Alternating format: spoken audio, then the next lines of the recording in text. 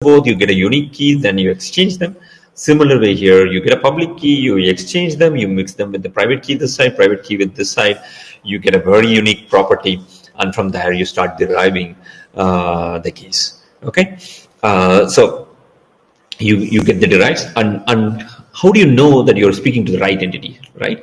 If you see, most often there are two mechanisms through which you can ensure you're speaking to the right entity. One is a certificate that is available for you, so that when you go to www.google.com or sahamati.org.in, just by looking at the certificate that shows up in the URL, you know that it belongs to Sahamati and issued by a trusted certificate authority. So that way you could potentially use that information. But in case of our solution, we have a centralized token issuance mechanism, which is in Sahamati. There is a centralized token issuing mechanism. So every system that interacts with our ecosystem gets a token and an identity token for themselves. And they exchange this identity token to prove that, hey, I am who I am, or I am who I claim to be. And just by validating this token, you know that this is a trusted entity. And then you can allow the entire exchange of communication and the protocol to happen. Okay, so that's one way to make a trust within our systems, and you use DHE to derive the keys. And once we derive these keys, it is not that we take this secret key that is finally derived and use it as it is. We also add some more extra properties into it to bring in that randomness, bring in that uniqueness that to particular session that we want to create, right? So we use something called as nuns within the exchange when we do the key exchange. Along with the public key, there are also nuns that are exchanged. So we kind of combine this newly generated secret key from the DHE and the nuns together and create a very unique session key. And that session key is potentially now used to encrypt the data and make the entire transaction. Okay, and use that session key only for that transaction and forget it. That's potentially how we expect it to be there. Okay, so this ensures that nobody could see this data, even if it goes through multiple hop points. The person at the hop point, even if he stores this information, he cannot decrypt it at a later point in time. A compromise of those stored information at a later point cannot result in people's data being shown up online. So you would have seen several times there is passwords that are being compromised from some of our most trusted sites, and these passwords gets derived in open.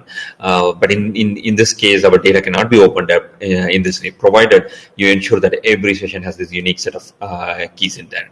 And we also did another uniqueness that the ECC, if you remember, I told it is a public key and it's not a certificate, and this way it doesn't identify a particular entity. So when two entities are speaking to each other, they through a hop point, which is our account aggregator, FIP and FIU speaks, they do not know to whom they are speaking to, and kind of results in that level of anonymity that it doesn't know whom the user is working with, and gives that freedom for the user to choose the person with whom the ecosystem that he would work with to make the entire transaction work.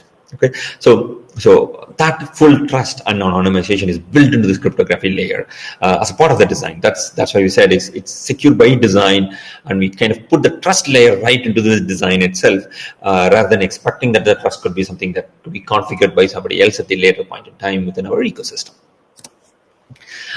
We use a data-centric security. When I say data-centric security, everywhere the data moves, we expect it to be secured. We have taken care in our design, and we expect the same level of security to be taken care when you're storing this information, when you're transferring this information, when you're going to show this information to the end user over a UI, when you collect the information from the user, whether it's a scanned copy of this information that you're collecting, or the user is going to type into your ecosystem.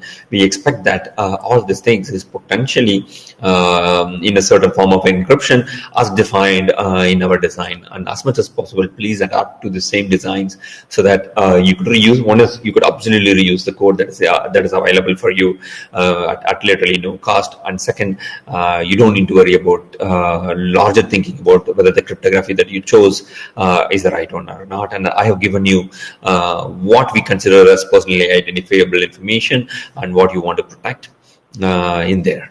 Okay, so hopefully this kind of helps you with the aspects. We'll quickly look at the privacy side of the story. There are multiple ways in which privacy by design is well introduced into our system. In some places, we have left it for people to look at it. To the implementer's choice. But recommendation is be in line with the design, be in line with the design thinking that is put in place, so that every one of us do the right thing. And remember, it's a complete ecosystem. One person being hacked kind of ends up with a situation where the entire ecosystem, the trust in the entire ecosystem is actually brought down. Right, and it's extremely important that we avoid such a situation within this ecosystem, and that is why we emphasize quite a lot of things on the design, and that is why the certification and other things are also pushed in hard. While you may wonder, while there is quite a lot of designs that we have put in place, why does the certification come in? Because one person doing a faulty implementation could result in entire ecosystem being questioned, and entire ecosystem data being lost, and we can't afford to do it at this point in time. To have a situation like this, we need to leapfrog out of that situation, because you have quite a lot of population in this country who don't understand digital technologies, and the trust of them is built by us proving that this is a very reliable, robust mechanism over which they can do. They can emphasize transaction on. Okay, and this also eliminates quite a lot of risk and insurance costs for every one of you, that there's a very less chance of security incidents. Then kind of it makes your life better for everybody.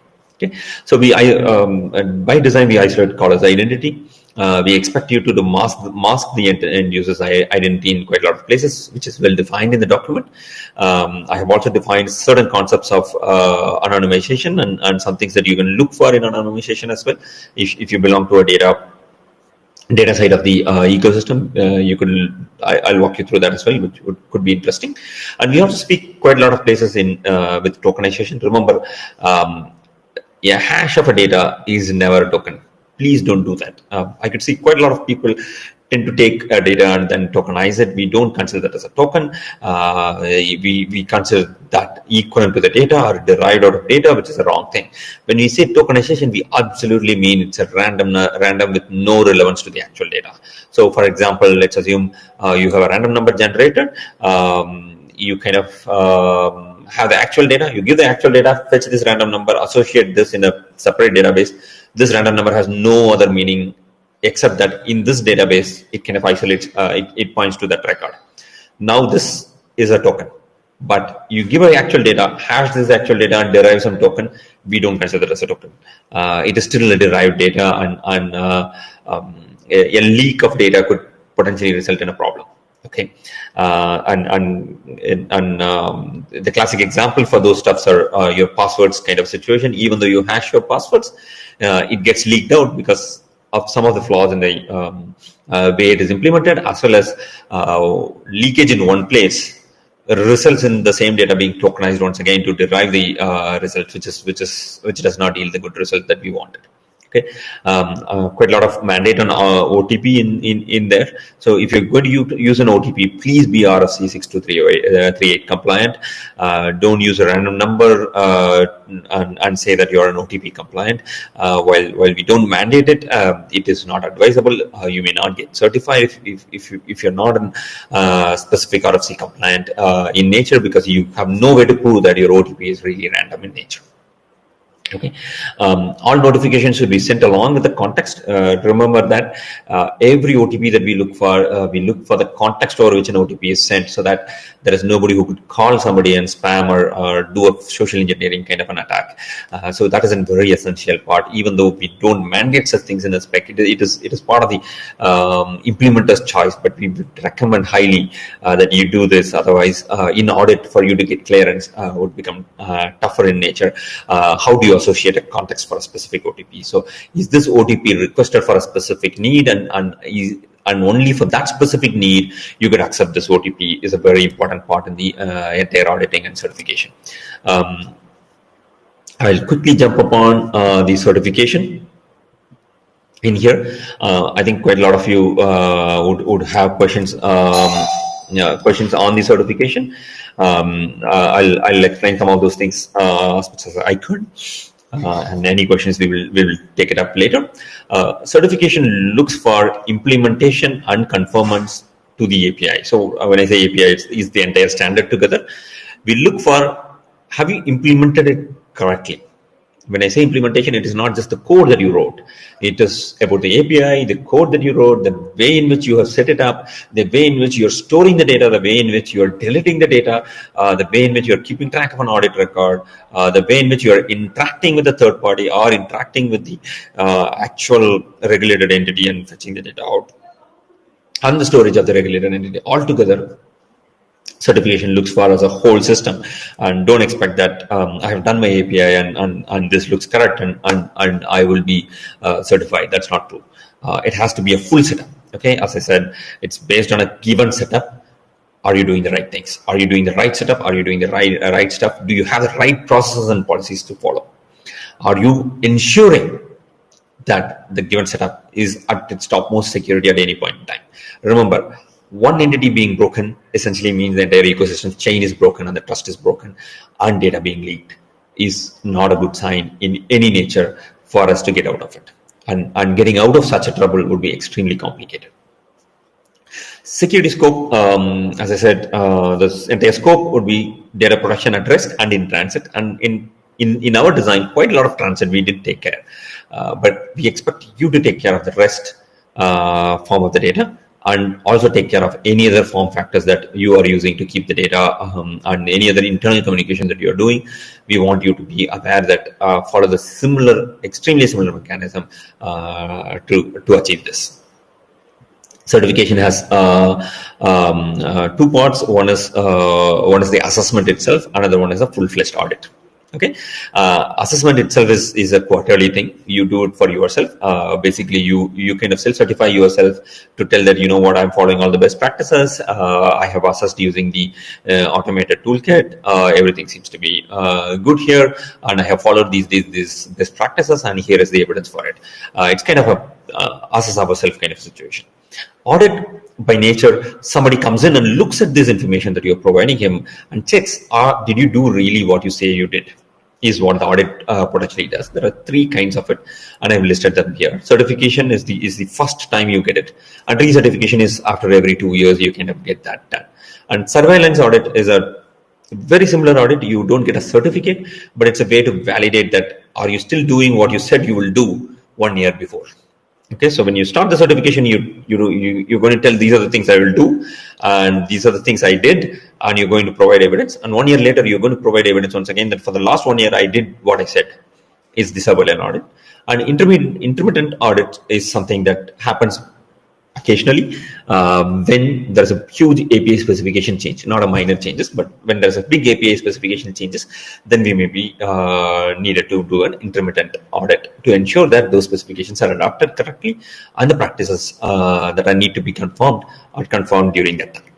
Next, what do we look for in certification? It looks for conformance to API, to the central registry, your proper HTTPS channels being used. It's all completely automated in nature for those things.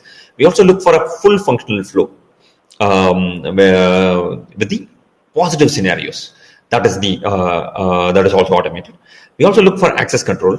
When I say access control, what it really means is we look for all kind of negative scenarios. Negative scenarios take somebody else's data, manipulate it to look like somebody else, and try to make the entire API to see if the API responds back with anything different. Is it doing the right thing? Is it validating the stuff that we think it should be validating in there? Because when you write a specification as a full document, sometimes you would have written that in a single line, but the design for it needs to be adherent to it. So, for example, a consent of one user can